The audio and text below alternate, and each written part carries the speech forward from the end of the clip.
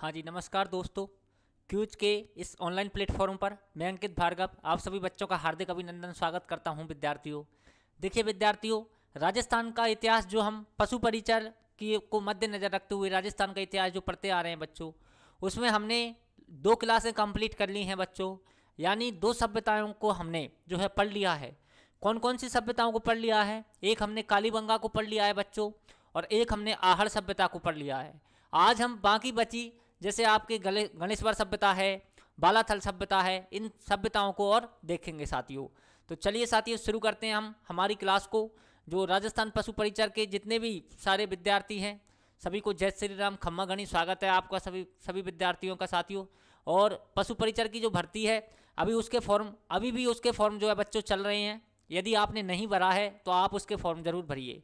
साथ में आपको जो भी सिलेबस है, जो भी मटेरियल है आपका, वो क्यूज कंपटीशन क्लासेज की तरफ से बिल्कुल निःशुल्क रूप से उपलब्ध करवाया जाएगा ऑनलाइन। तो आप घर बैठकर आराम से तैयारी करें बच्चों, और साथ में नोट्स बनाएं, अच्छे नोट्स बनाएं, ताकि किसी और अन्य भर्ती भी जब आए तो आपको ये नोट्स जो है काम आ सकें। ये बिल्कुल अच्छे लेवल के मैं आपको नोट्स बनवा रहा हूँ, जो मटेरियल बेस्ट होगा वो देने की कोशिश कर रहा हूँ बच्चों। तो चलिए साथियों, शुरू करते हैं हम हमारी जो राजस्थान में इतिहास का जो हमने पोर्शन शुरू किया था, सभ्यताओं को शुरू करते हैं। तो एक बार मैं आपको रिवीजन करवा दूं बच्चों। क्या रिवीजन करवा दूं मैं आपको एक बार? देखिए हमने क्या पढ़ लिया है, हमने कालीबंगा सभ्यता पढ़ लिया है बच्चों। क्या पढ़ लिया है? कालीबंगा सभ्यता, कालीबंगा सभ्यता। और हमने क्या पढ़ लिया है बच्चों? और हमने पढ़ लिया है आहड़ सभ्यता। कालीबंगा सभ्यता पढ़ लिया है, और क्या पढ़ लिया है? आहड़ सभ्यता पढ़ लिया है। देखिए बच्चों, मैं आपको बताऊं, कालीबंगा और आहड़ जो सभ्यता हमने दोनों पढ़ी हैं, दोनों में क्या डिफरेंट है बच्चों? ये डिफरेंट है, कालीबंगा सभ्यता हनुमानगढ़ में है, आहड़ सभ्यता उदयपुर में। आपके कालीबंगा सभ्यता की खोज 1952 में अमलानंद घोष ने की थी। आहड़ सभ्यता की जो खोज है अक्षय कीर्ति व्यास ने की थी 1953 में बच्चों। कालीबंगा जो सभ्यता है इसका आप उत्खनन कार्य देखें तो बीबी Lal, B K Thapar, M G Khare, Jagpati Joshi and team, इनके द्वारा जो है कालीबंगा सभ्यता का क्या किया गया? उत्खनन का कार्य किया गया। जबकि अपन आहड़ सभ्यता की बात करें तो 2 बार उत्खनन हुआ है। आर.सी. अग्रवाल में मूल रूप से इसमें थे जो उत्खनन करता है फर्स्ट में, और सेकंड जो है 1956 में आर.सी. अग्रवाल। उसके अलावा अपने 1961-62 में इसमें हम देखते हैं कि एच.डी. साकलिया, हसमुख जो है हसमुखदास साकलिया दिया जाते हैं, साथ में उनके बी.एन. मिश्र भी होते हैं। तो ये जो है इनके उत्खनन का कार्य है। यदि हम इनकी खुदाई की बात करें तो कालीबंगा जो सभ्यता है इसमें 2 टीलों पर खुदाई हुई है बच्चों। एक पश्चिमी टीला है आपका और एक पूर्वी टीला है बच्चों। जबकि आहड़ सभ्यता है इसमें सामान्य रूप से कई टीलों पर खुदाई हुई है, लेकिन आप ये मानिए कि 7 स्तर जो इसके महत्वपूर्ण हैं पर उनको काउंट नहीं किया जाता है। तो कई जगह इसकी जो है खुदाई हुई है आहड़ सभ्यता की। यदि हम इसकी बात करें कालीबंगा सभ्यता की, तो कालीबंगा सभ्यता में एक हमें दुर्ग मिलता है, या हम कहें कि एक गढ़ी मिलता है, या हम कहें कोट मिलता है जो पश्चिमी टीला होता है। एक हमें नगर मिलता है जिसको निचला टीला कहते हैं। ये सब कालीबंगा सभ्यता का कंसेप्ट था। जबकि हम बात करें आहड़ सभ्यता में, तो आहड़ सभ्यता में हमें एक वृषभ की आकृति मिलती है, मिट्टी की बनी वृषभ की आकृति मिलती है। कौन सी सभ्यता में बच्चों? आहड़ सभ्यता में मिलती है। जबकि कालीबंगा सभ्यता में हमें तांबे की बनी वृषभ की एक आकृति मिलती है। आहड़ सभ्यता की यदि हम और बात करें बच्चों, तो इसमें जो अनाज रखने के बड़े बड़े मृद भांड मिलते हैं, जिसको हम गोरे या कोठे के नाम से जाना जाता है, वो आहड़ सभ्यता में मिलते हैं। जबकि कालीबंगा सभ्यता में इस तरह का कुछ नहीं मिलता है। हाँ, कालीबंगा सभ्यता में हमें 7 अग्नि वेदिकाएं मिलती हैं बच्चों। कालीबंगा सभ्यता में क्या मिलती है? 7 अग्नि वेदिकाएं मिलती हैं। जबकि आहड़ सभ्यता की हम बात करें तो आहड़ सभ्यता में 6 मोहर मिलती हैं। कितनी मोहर मिलती है बच्चों? 6 मोहर मिलती हैं, जिनमें से एक मोहर पर त्रिशूल की आकृति बनी होती है। एक मोहर जो अपोलो था, यूनानी अपोलो देवता, उसको क्या धनुष्मान लेते हुए दर्शाया गया था। तो 6 मोहर किस में मिली हैं? आहड़ सभ्यता में। ये थी दोनों सभ्यताओं की महत्वपूर्ण तथ्य बच्चों। यहाँ से ही प्रश्न पूछा जाता है। यदि पूछा जाए आपसे कालीबंगा कहाँ है? हनुमानगढ़ में। आहड़ कहाँ है? उदयपुर में। ये आपको याद रखना है। अच्छा, इसको आहड़ सभ्यता को बनास संस्कृति बोला जाता है, आपको धूलकोट बोला जाता है, ताम्रवती बोला जाता है, और ताम्रयुगीन सभ्यता भी कौन सी है बच्चों? आहड़ सभ्यता है। ये आपको याद रखना है। इन दोनों सभ्यताओं में से बच्चों प्रश्न हमें देखने को, सामान्य रूप से प्रश्न हमें देखने को मिल ही जाता है। दोनों सभ्यताओं में से किसी न किसी एग्जाम में मोस्टली दोनों सभ्यताओं को टारगेट किया जाता है, क्योंकि बड़ी सभ्यताएं, अच्छी सभ्यताएं हैं और एक हम कहें विकसित सभ्यताएं थी ये, इसलिए इन दोनों जो है सभ्यताओं से हमें प्रश्न देखने को मिल जाता है। इसके अलावा अन्य भी सभ्यताएं हैं बच्चों, छोटी छोटी, हम उन सभी सभ्यताओं को भी पढ़ेंगे साथ में। तो चलिए बच्चों, बिना देरी करे, ये मैंने थोड़ा सा आपको रिवीजन करवाने का प्रयास किया है, बिना देरी करे आज हम शुरू करते हैं बच्चों गणेश्वर सभ्यता। कौन सी सभ्यता शुरू करेंगे साथियों? गणेश्वर सभ्यता। तो आप सभी हेडिंग डालिए बच्चों।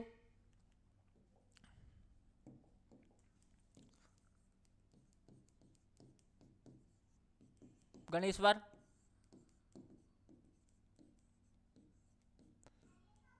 सभ्यता।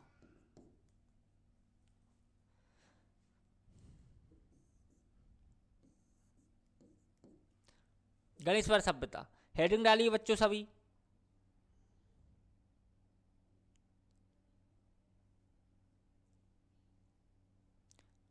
चलिए देखिए शुरू करते हैं गणेश्वर सभ्यता। सबसे पहली बात, गणेश्वर सभ्यता कहाँ है बच्चों? गणेश्वर सभ्यता कहाँ स्थित है? तो आपकी ये जो है गणेश्वर सभ्यता है बच्चों नीम का थाना में। कहाँ है बच्चों? नीम का थाना, ये जिला है बच्चों। नीम के थाना में क्या है? गणेश्वर सभ्यता है। अब देखिए आप, गणेश्वर का नाम याद ही हमें शिखर नाम याद आ जाता है बच्चों, क्योंकि पुरानी जी की रटी रटाई होती है, तो इसलिए हमें याद आ जाता है कि गणेश्वर कहाँ है? शिखर में। लेकिन गणेश्वर मूल रूप से नीम के थाना में है, जो कि नया डिस्ट्रिक्ट बन चुका है, इसलिए आपको याद रखना है। मैं आपको बार बार याद कराते चलूँगा। यदि कोई सी भी सभ्यता या कोई सा भी ऐसा कंसेप्ट होगा हिस्ट्री का जो अब किसी अन्य जिले में हो गया होगा या उस स्थान को नया जिला घोषित कर दिया होगा, तो मैं आपको बार बार उस चीज़ को याद दिलाता रहूँगा। गणेश्वर सभ्यता नीम का थाना में है बच्चों, सीकर में अब नहीं है। सीकर इसका संभाग है, सीकर में नहीं है। अब सीकर जिला अलग हो गया और नीम का थाना जिला अलग हो गया। गणेश्वर सभ्यता कहाँ है बच्चों? नीम का थाना में है। गणेश्वर सभ्यता की स्थिति यदि हम देखें तो कांतली नदी के किनारे है बच्चों। यदि हम इसकी क्या देखें बच्चों? स्थिति देखें तो किसके किनारे है बच्चों? कांतली नदी के किनारे है। ये भी आपको याद रखना है। गणेश्वर की स्थिति कहाँ है? कांतली नदी के किनारे। जैसे कालीबंगा सभ्यता की स्थिति घग्गर नदी के किनारे थी, आहड़ सभ्यता की स्थिति बच्चों कहाँ थी? बनास नदी के किनारे थी। ठीक ऐसे ही गणेश्वर जो सभ्यता है इसकी स्थिति कहाँ है बच्चों? कांतली नदी के किनारे है। अच्छा, इसमें एक जैसे उसमें खोज का सिस्टम या खोज का जो था बच्चों, इसमें खोज का नहीं है, इसलिए इसमें है उत्खनन का। क्या है बच्चों? उत्खनन किसने किया? बस ये आपको याद रखना है। गणेश्वर का उत्खनन बच्चों किसने किया? गणेश्वर का जो उत्खनन है बच्चों वो आर.सी. अग्रवाल ने किया और श्री विजय कुमार ने किया। तो 1977-78 में, सन 1977-78 में 1977-78 में आर.सी. अग्रवाल, ये आर.सी. अग्रवाल बच्चों कौन है? रतन चंद्र अग्रवाल। आर.सी. अग्रवाल और विजय कुमार,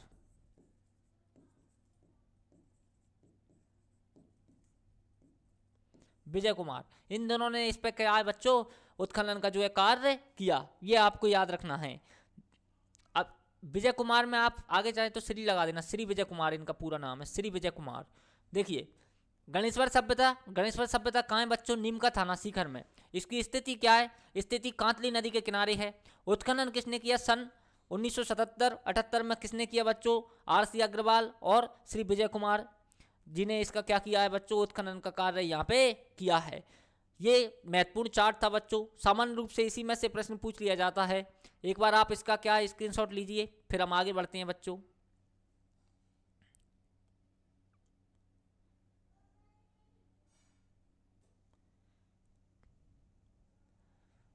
चलिए अब हम आगे बढ़ते हैं बच्चों।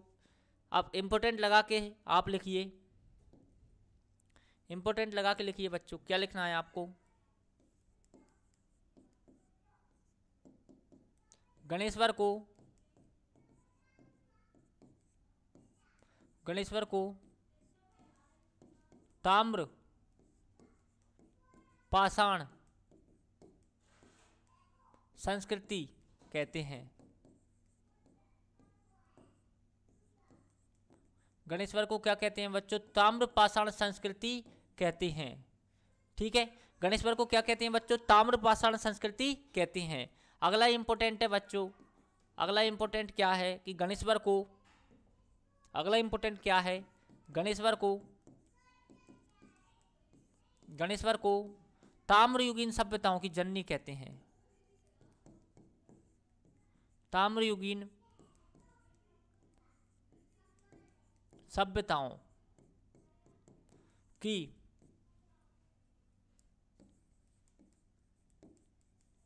जननी कहते हैं।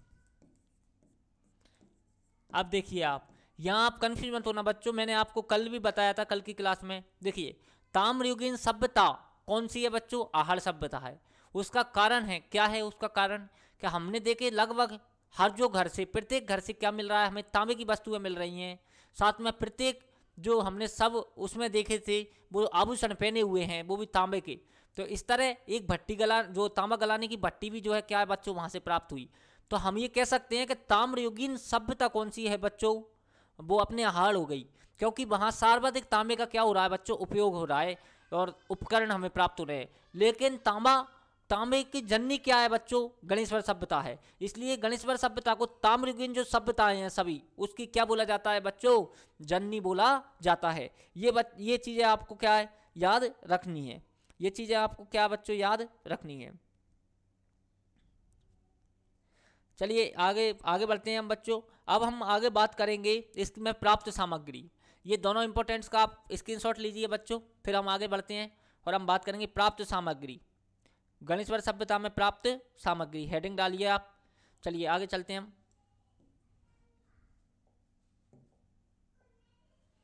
हेडिंग डालिए, गणेश्वर सभ्यता में प्राप्त सामग्री।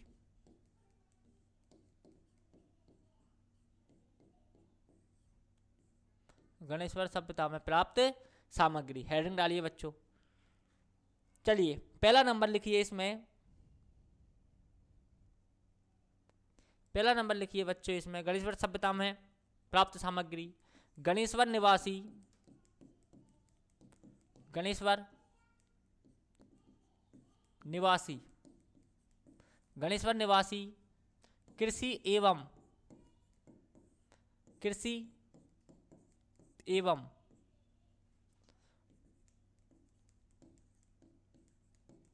पशुपालन से संबंधित थे।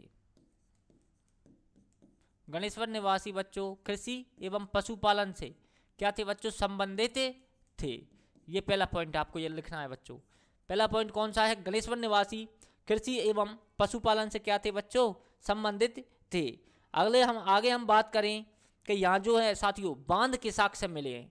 यहाँ किसके साक्ष्य मिले हैं बच्चों?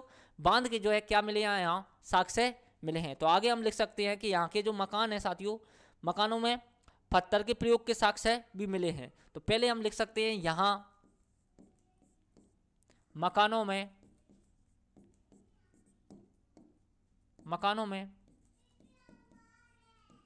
पत्थर के प्रयोग के साक्ष्य मिले हैं, साक्ष्य मिले। ठीक है, ये भी आपको याद रखना है। यहाँ जो है साथियों क्या है? मकानों में पत्थर के प्रयोग के साक्ष्य भी मिले हैं, ये भी आपको याद रखना है। और आगे हम लिख सकते हैं कि बांध के जो क्या मिल रहे हैं, यहाँ साक्ष्य मिले हैं। तो ऐसे इसको इस तरह लिखना है बच्चों। किस तरह लिखना है? ग्रामीण बस्तियों को, ग्रामीण बस्ती को बाढ़ से बचाने के लिए, बाढ़ से बचाने के लिए एक बांध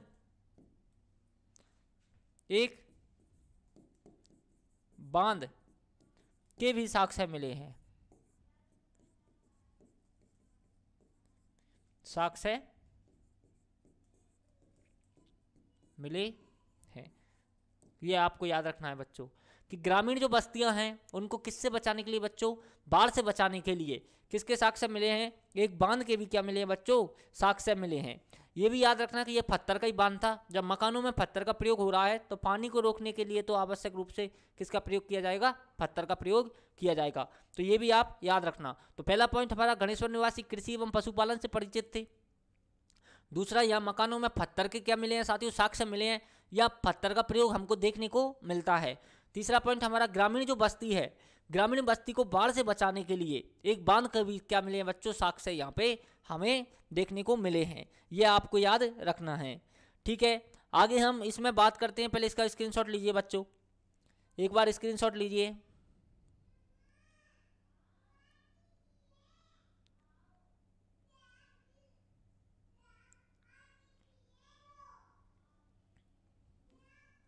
चलिए आगे चलते हैं हम बच्चों। कौन सा पॉइंट है हमारा, चौथा पॉइंट है। देखिए चौथा पॉइंट है हमारा, क्या है बच्चों चौथा पॉइंट, इस संस्कृति को ताम्रयुगीन सभ्यताओं की,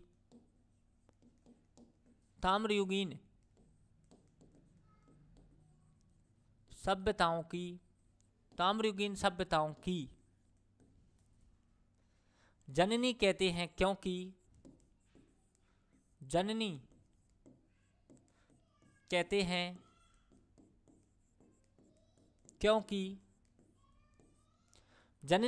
हैं क्योंकि यहां से सर्वाधिक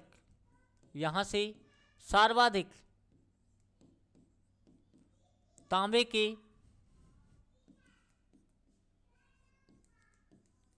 उपकरण मिले हैं।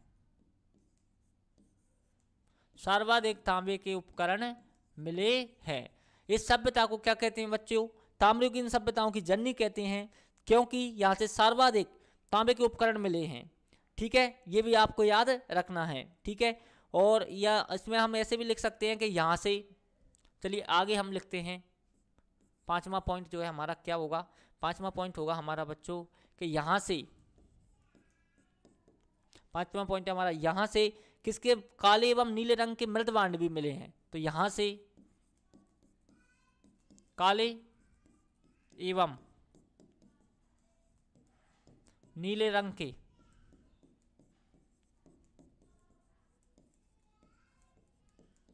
मृद भांड भी मिले हैं। ये भी आपको याद रखना है। आप देखिए, आप काले एवं नीले रंग के मृद भांड कहाँ से मिले हैं बच्चों, गणेश्वर से। जबकि काले एवं लाल रंग के मृद भांड कहाँ से मिले हैं, आहड़ सभ्यता से मिले हैं। ये आपको याद रखना है। चलिए आगे चलते हैं हम। हमारा छठा पॉइंट होगा, छठा पॉइंट क्या होगा बच्चों हमारा, छठा पॉइंट होगा हमारे यहाँ पे, इसमें ये था कि छल्लेदार मिट्टी के जो है बर्तन, और साथ में क्या मिला है बच्चों, छल्लेदार मिट्टी के बर्तन भी मिले हैं। इसमें लिख सकते थे, लेकिन चलो आगे पॉइंट बना लेते हैं हम। ऐसे लिखेंगे इसको, यहाँ से छल्लेदार मिट्टी के बर्तन भी मिले हैं। यहाँ से छल्लेदार मिट्टी के बर्तन भी क्या है बच्चों, मिले हैं। ये भी आपको याद रखना है। चलिए बच्चों इसका स्क्रीनशॉट लीजिए, फिर हम आगे बढ़ते हैं। इसका स्क्रीनशॉट लीजिए बच्चों, फिर हम आगे बढ़ते हैं।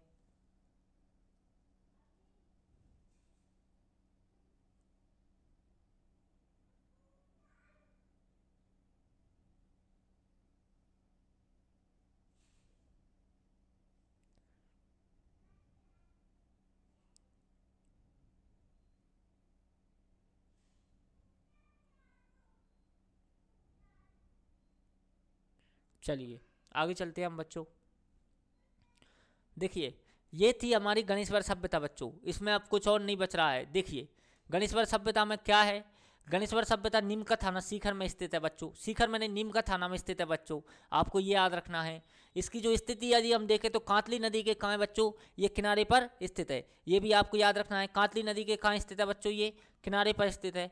उसके अलावा यदि हम इसकी उत्खनन का बात करें, उत्खनन का जो कार्य है बच्चों सन 1977-78 में किसके द्वारा किया गया साथियों, RC अग्रवाल, अपने रतन चंद्र अग्रवाल साथ में श्री विजय कुमार जी ने, दोनों ने मिलकर इसका उत्खनन का जो है बच्चों क्या किया गया, कार्य किया गया। तो गणेश्वर नीम का थाना में स्थिति यदि हम देखें कांतली नदी के किनारे, और जो उत्खनन है 1977-78 में RC अग्रवाल और श्री विजय कुमार जी के द्वारा इसका उत्खनन का कार्य किया गया। आगे हमने बात की कि गणेश्वर को ताम्रपाषाण संस्कृति भी कहते हैं बच्चों।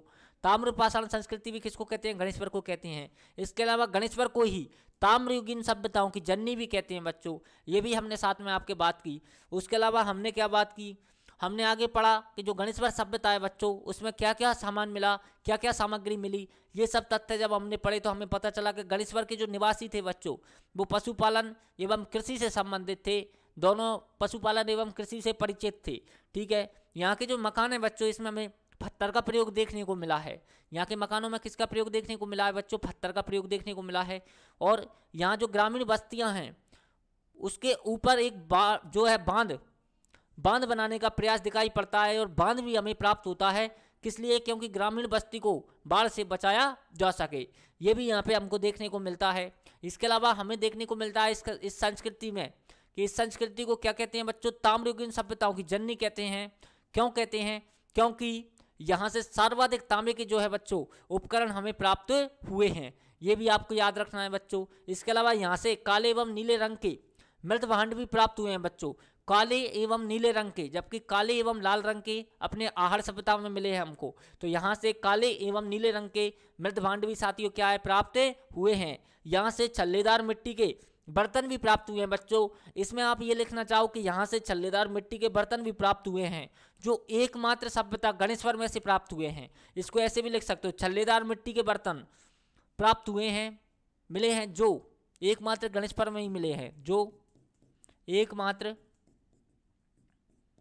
गणेश्वर में ही मिले हैं, गणेश्वर में ही मिले हैं, में ही मिले हैं। ऐसे भी इसको हम लिख सकते हैं, जो एकमात्र कहाँ मिले हैं बच्चों, गणेश्वर में ही मिले हैं। तो एक बार इसका स्क्रीनशॉट लीजिए बच्चों, फिर हम अगली सभ्यता के बारे में पढ़ते हैं बच्चों। एक बार स्क्रीनशॉट लीजिए सभी बच्चे। चलिए आगे चलते हैं, हम अगली पढ़ेंगे हम बच्चों बालाथल सभ्यता। कौन सी सभ्यता पढ़ेंगे बच्चों, बालाथल सभ्यता।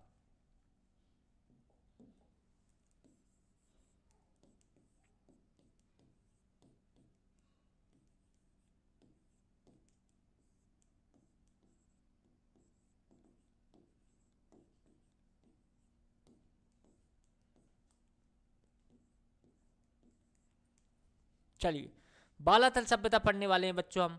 कौन सी सभ्यता पढ़ेंगे, बालाथल सभ्यता। गणेश्वर हमने पढ़ ली, कालीबंगा हमने पढ़ ली, आहड़ सभ्यता हमने पढ़ ली।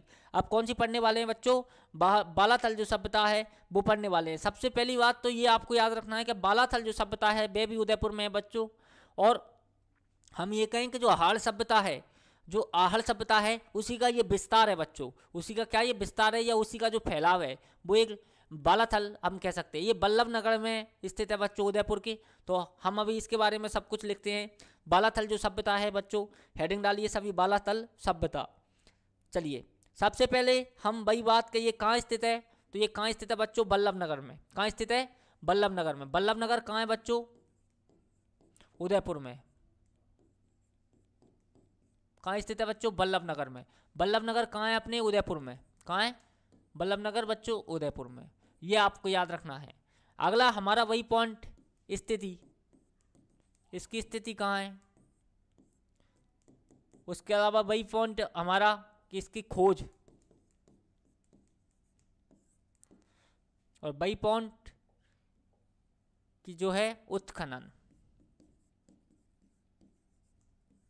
चलिए इन 3 पॉइंटों को पूरा करते हैं पहले, जहाँ से प्रश्न सर्वाधिक हमें देखने को मिलते हैं। उन सब तथ्यों को हम पढ़ते हुए, इन सब तथ्यों को हम जानते हुए चलिए देखिए। सबसे पहले इसमें जो है इसकी स्थिति यदि हम देखें तो जो बेड़च नदी है साथियों, जिसको आप आयड़ नदी भी बोलते हो, तो बेलच नदी, बेलच जो है नदी के किनारे, नदी के किनारे, इसकी यदि हम स्थिति देखें बच्चों तो स्थिति कहाँ है बच्चों, बेलच नदी के किनारे। ये आपको याद रखना है। यदि हम इसकी जो है बालातल सभ्यता की खोज की बात करें तो वीरेंद्र नाथ मिश्र ने की थी बच्चों 1962 में। तो सन 1962-63 में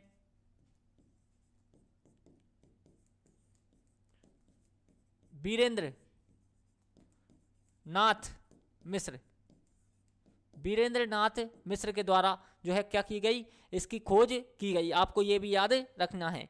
बालाथल जो सभ्यता है इसकी खोज किसने की गई थी, खोज किसने की थी बच्चों, वीरेंद्र नाथ मिश्र के द्वारा इसकी जो है खोज की गई थी 1962 और 63 में। ये भी सॉरी 1962 और 63 में इसकी जो है वीरेंद्र नाथ मिश्र के द्वारा इसकी खोज की गई थी। उत्खनन का यदि हम बात करें तो सन 1993 में, सन 1993 में वही बीएन मिश्र के निर्देशन में, सन 1993 में बीएन मिश्र के निर्देशन में, बीएन मिश्र के निर्देशन में सन 1993 में बच्चों बीएन मिश्र के जो है निर्देशन में इसका उत्खनन का कार्य हुआ था। और साथ में उनके और भी व्यक्ति थे, जैसे डॉक्टर जीवन ललित पांडे थे और देव कोठारी थे। तो हम लिख सकते हैं निर्देशन में डॉक्टर जीवन, साथ में लिख सकते हैं ललित कोठारी, ललित कोठारी द्वारा। मूल रूप से आपको सिर्फ बीएन मिश्र याद रखना है बच्चों, यदि आप ज़्यादा इसमें कंफ्यूज मत होना। देखिए उत्खनन का कार्य सन 1993 में प्रारंभ हुआ था बच्चों इस सभ्यता का, और जब 93 में उत्खनन का कार्य प्रारंभ हुआ था तो डॉक्टर जो अपने जो बीएन मिश्र हैं, जो बीएन मिश्र है ये मूल निर्देशक थे उत्खननकर्ता में, और उसके अलावा उनके साथ दे रहे थे डॉक्टर जीवन और साथ में ललित कोठारी। ये बच्चों आपको बात याद रखनी है, ये बात आपको क्या बच्चों याद रखनी है। चलिए आगे चलते हैं हम।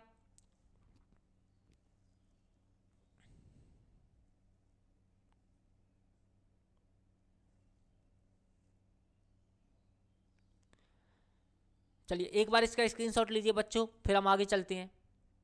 एक बार इसका स्क्रीनशॉट लीजिए, चलिए आगे चलते हैं हम। लिखिए अब एक इम्पोर्टेंट लगाइए उसी सभ्यता की तरह, इसमें भी लिखेंगे इम्पोर्टेंट क्या है। एक मिनट, उसमें सब कुछ लिख लिया क्या हमने।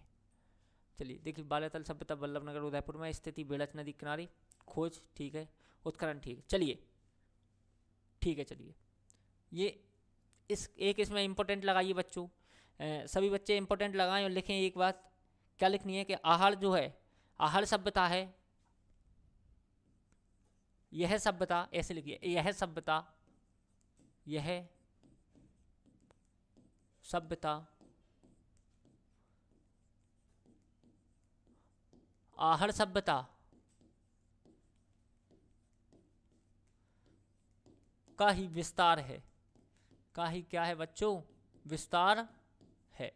यह सभ्यता बच्चों किसका विस्तार है बच्चों, आहड़ सभ्यता का ही विस्तार है। ये बात भी आपको याद रखना है, आहड़ सभ्यता का ही यह सभ्यता क्या विस्तार है। इस सभ्यता को, अगला पॉइंट हम इंपॉर्टेंट लगा के इसी में लिखिए बच्चों, क्या लिखना है, इस सभ्यता को जो है ताम्रपाषाण सभ्यता भी कहते हैं बच्चों। क्या कहते हैं, ताम्रपाषाण सभ्यता भी कहते हैं एवं लोह संस्कृति भी कहते हैं। तो ये लिखिए, लिखना है इसमें, यहां से ऐसे लिख लो, यहां से तांबे एवं लोहे के उपकरण मिले हैं, इसीलिए इसे ताम्रपाषाण एवं लोह संस्कृति भी कहते हैं। लोह संस्कृति भी कहते हैं। ठीक है बच्चों, ये बात आप याद रखना। यहाँ से तांबे एवं लोहे के उपकरण मिले हैं, इसलिए इसे ताम्रपाषाण एवं लोह संस्कृति भी कहते हैं। ये भी बात आपको क्या है बच्चों, याद रखना है। ठीक है, चलिए आगे चलते हैं हम। एक बार इसका स्क्रीनशॉट लीजिए। प्राप्त सामग्रियां पढ़ेंगे बच्चों, एक बार इसका स्क्रीनशॉट लीजिए। चलिए आगे चलते हैं हम। हेडिंग डालिए बालाथल की प्राप्त सामग्रियां। बालाथल सभ्यता में प्राप्त सामग्रियां। बालाथल सभ्यता में प्राप्त सामग्री। बालाथल सभ्यता में प्राप्त सामग्री, हेडिंग डालिए। पहले नंबर पर लिखिए बच्चों आप, बालाथल सभ्यता में प्राप्त सामग्री। इसमें पहले नंबर पर हमको लिखना है, क्या लिखना है कि बालाथल निवासी कृषि एवं पशुपालन से परिचित थे। तो बालाथल निवासी, बालाथल निवासी कृषि एवं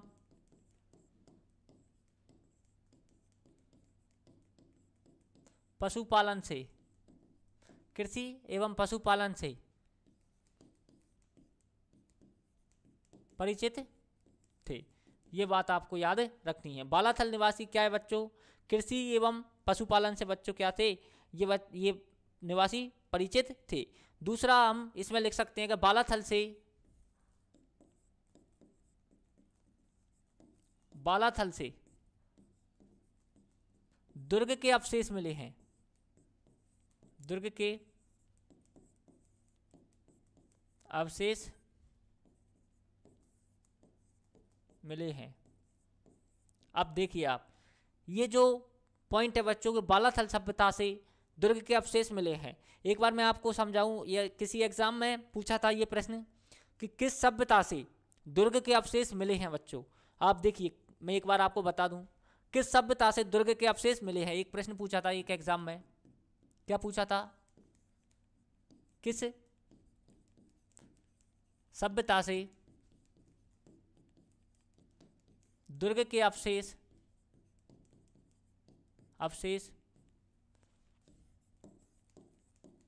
मिले हैं।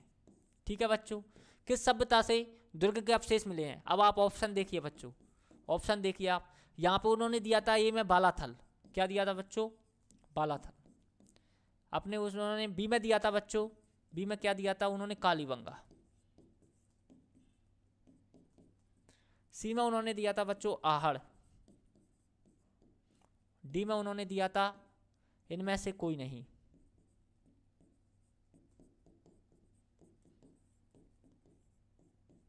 अब आप देखिए, आप इसमें क्या लगाओगे, आप इसमें क्या लगाओगे बच्चों, किस सभ्यता से अवशेष मिले हैं बताइए, बताइए आप किससे मिले हैं बच्चों, दुर्ग के अवशेष। दुर्ग के अवशेष जो है बालाथल से भी मिले हैं बच्चों हमें, और कालीबंगा से भी मिले हैं, दोनों से मिले हैं। कालीबंगा से कैसे मिले हैं हमने पढ़ा था, उसको गढ़ी क्षेत्र बोलते हैं, दुर्ग क्षेत्र बोलते हैं। उसमें संभ्रांत वर्ग का निवास था, तो जब संभ्रांत वर्ग का निवास था तो सामान्य सी बात है कि वह दुर्ग था। इसके अलावा हमने उसमें ये तक भी पढ़ा था कि मिट्टी की चारों तरफ दीवार बनाई गई थी, परकोटे से घिरा गया था कालीबंगा में, हमने ये भी पढ़ा। हमने कालीबंगा में ये भी पढ़ा है कि जो दीवारें थी गढ़ी की उस पर बुर्ज बनाए गए थे। तो बुर्ज तो सिर्फ किस में बनते हैं, दुर्ग की दीवार में बनते हैं। तो इसीलिए इसमें सभी ने वैसे बालाथल लगाया, बोर्ड ने भी बालाथल माना, लेकिन बाद में इस पर क्या किया गया बच्चों, इस पर जो है कोर्ट में गई बात, इस पर रिट लगाई गई, और जब रिट लगाई गई तो उन्होंने कालीबंगा का जो है वो भी बताए कि कालीबंगा में भी ये सब है, उसको गढ़ी क्षेत्र बोलते हैं, उसको दुर्ग बोलते हैं। तो जब ये बताया तो इस प्रश्न को उन्होंने क्या कर दिया, डिलीट कर दिया। तो कभी भी जब ऐसे प्रश्न फंस जाते हैं जहाँ कन्फ्यूजन पैदा हो तो बोर्ड स्वतः ही उन प्रश्नों को डिलीट कर देता है।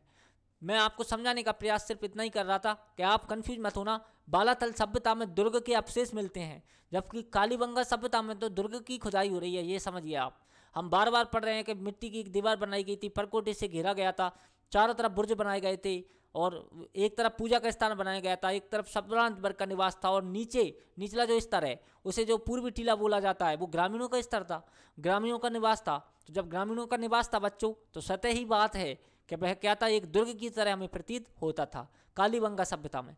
जबकि बालाथल सभ्यता में दुर्ग के अवशेष मिले हैं, तो ये भी सही है, और अपनी कालीबंगा सभ्यता भी सही है। जब ऐसे प्रश्न फंसते हैं बच्चों तो बोर्ड स्वतः ही इन प्रश्नों को क्या कर देता है, डिलीट कर देता है, ये आप निश्चिंत रहिए। चलिए, यहाँ से बालाथल सभ्यता से किसके अवशेष मिले हैं बच्चों, दुर्ग के भी अवशेष मिले हैं, ये बात भी आपको बच्चों याद रखनी है, ठीक है।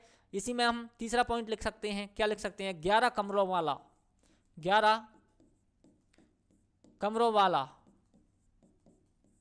भवन मिला है।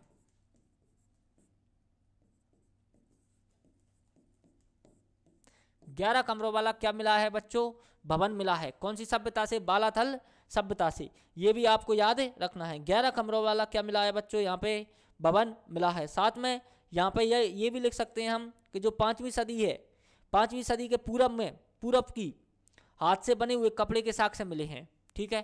तो हम इसमें ये भी लिख सकते हैं, चौथा पॉइंट क्या लिख सकते हैं कि 5वीं सदी के पूर्व की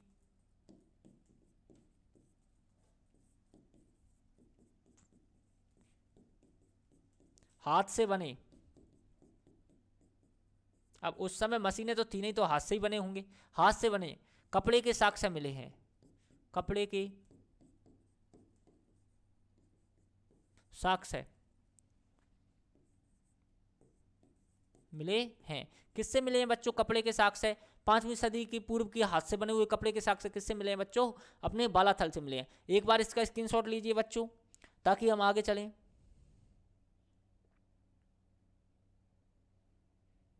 एक बार स्क्रीनशॉट लीजिए बच्चों। चलिए आगे चलते हैं हम, 5वां पॉइंट है हमारा, बालाथल से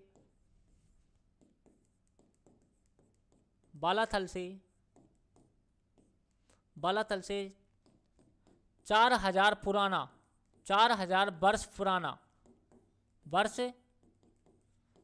4000 वर्ष पुराना कुष्ठ रोगी का कंकाल मिला है। कुष्ठ रोगी का कंकाल मिला है। कुष्ठ रोगी का क्या मिला है बच्चों, कंकाल मिला है। कहां से मिला है, बालाथल से। 4000 वर्ष पुराना कुष्ठ रोगी का कंकाल मिला है, ये भी बात आपको याद रखनी है इसमें। इसके अलावा यहाँ ताम्र उपकरण और पत्थर के औजार भी मिले हैं, तो इसमें हम ये भी लिख सकते हैं, यहां से ताम्र उपकरण एवं पत्थर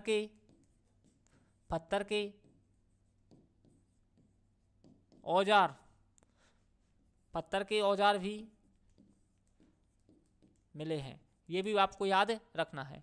इसके अलावा हम क्या याद रख सकते हैं बच्चों इसमें, इसके अलावा हम याद रख सकते हैं यहाँ से ताम्र उपकरण एवं पत्थर के औजार भी मिले हैं, ये भी याद रखना आप। साथ में यहाँ पे लोहा गलाने की 5 भट्टियां भी मिली हैं। यहाँ से लोहा गलाने की 5 भट्टियां भी मिली हैं।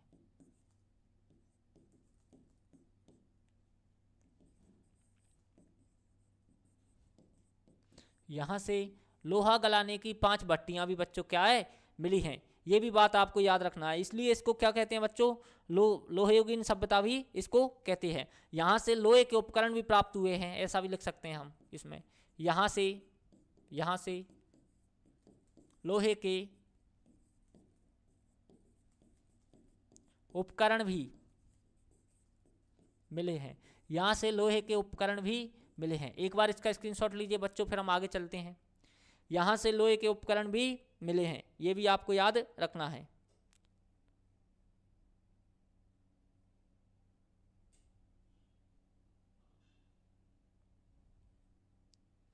चलिए आगे हमारा नवा पॉइंट है बच्चों, स्क्रीनशॉट ले लिया हुआ आपने। देखिए नवा पॉइंट क्या है, यहाँ से मिट्टी का बना, किसका बना बच्चों, मिट्टी का बना एक सांड की आकृति भी मिली है। एक सांड की आकृति भी मिली है। ये भी आप याद रखना। यहाँ से मिट्टी का बना सांड की एक क्या मिली है बच्चों, आकृति भी मिली है। ये भी आपको याद रखना है। साथ में हम ये भी लिख सकते हैं एक और पॉइंट, यहाँ से मिट्टी के मृदभांड मिले हैं जिन पर यहाँ से मिट्टी के मृदभांड मिले हैं जिन पर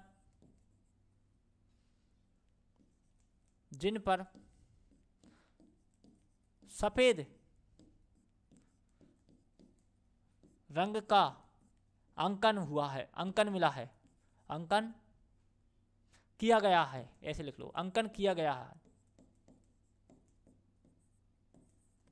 यहां से मिट्टी के क्या मिले हैं बच्चों, मृदभांड भी मिले हैं जिन पर सफेद रंग का क्या किया गया है, अंकन भी किया गया है। ये बात भी आपको क्या है बच्चों याद रखनी है। तो ये थी बच्चों आपकी बालाथल सभ्यता। कौन सी सभ्यता थी बच्चों, बालाथल सभ्यता थी। तो हमने आज कौन कौन सी पढ़ी है बच्चों, हमने आज पढ़ी है गणेश्वर सभ्यता और साथ में कौन सी पढ़ी है बच्चों, बालाथल सभ्यता।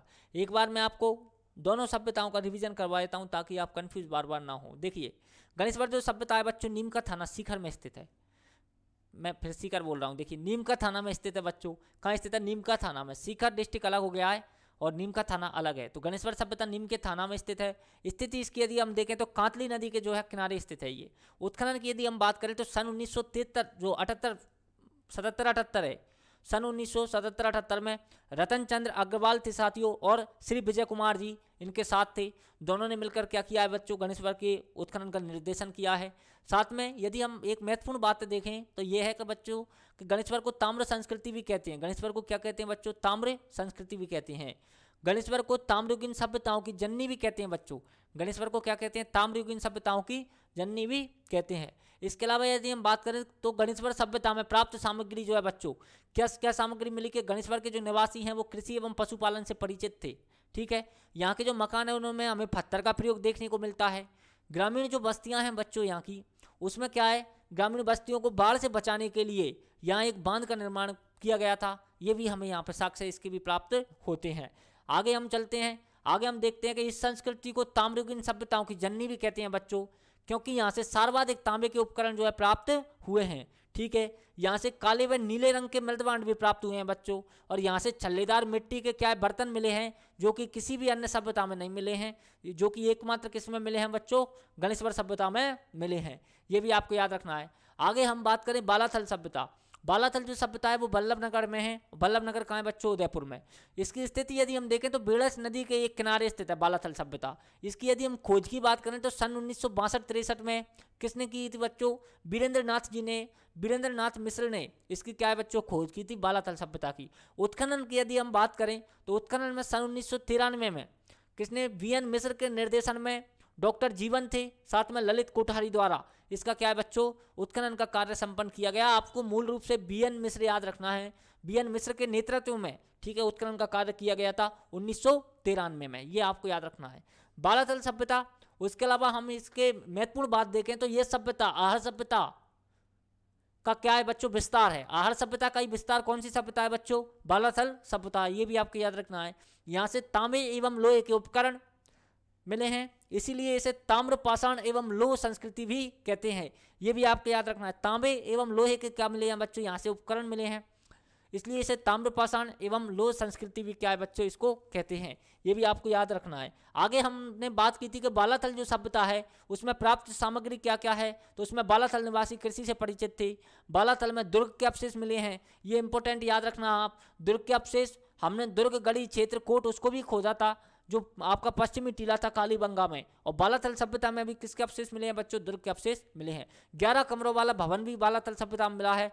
5वीं सदी के पूर्व की हाथ से बनी एक कपड़े का क्या मिला है बच्चों, साक्ष्य भी यहाँ पे प्राप्त हुआ है। इसके अलावा बालाथल सभ्यता से 4000 वर्ष पूर्व एक कंकाल प्राप्त हुआ है जो कैसा है बच्चों, कुष्ठ रोगी है, जो कैसा है कुष्ठ रोगी है। यहाँ से ताम्र उपकरण एवं पत्थर के औजार भी मिले हैं साथियों। साथ में यहाँ से लोहा गलाने की 5 भट्टियां भी मिली हैं। लोहा गलाने की 5 भट्टियां वेरी वेरी इंपॉर्टेंट, कई बार एग्जामों में पूछा गया है। किस सभ्यता से लोहा गलाने की 5 भट्टियां एक साथ मिली हैं, किसमें मिली हैं बच्चों, बालाथल सभ्यता में। यहाँ से लोहे के उपकरण भी क्या है बच्चों मिले हैं, ये भी आपको याद रखना है। आगे हमने बात की कि यहाँ से मिट्टी का बना एक सांड की आकृति मिली है, साथ में यहाँ से मिट्टी के मृदबांड भी मिले हैं जिन पर सफ़ेद रंग का अंकन किया गया था। यह आपको याद रखना है। तो चलिए बच्चों, ये थी हमारी आज की क्लास। आशा और उम्मीद करता हूँ कि आपको पसंद आई होगी, बेहद पसंद आई होगी। आगे हमारी कुछ और सभ्यताएं बच रही हैं, उन सभ्यताओं को लेकर मैं फिर आऊँगा, आपसे मिलूँगा अगली वीडियो में साथियों। जब तक के लिए जय हिंद दोस्तों, जय भारत, खम्मा घनी, राम राम।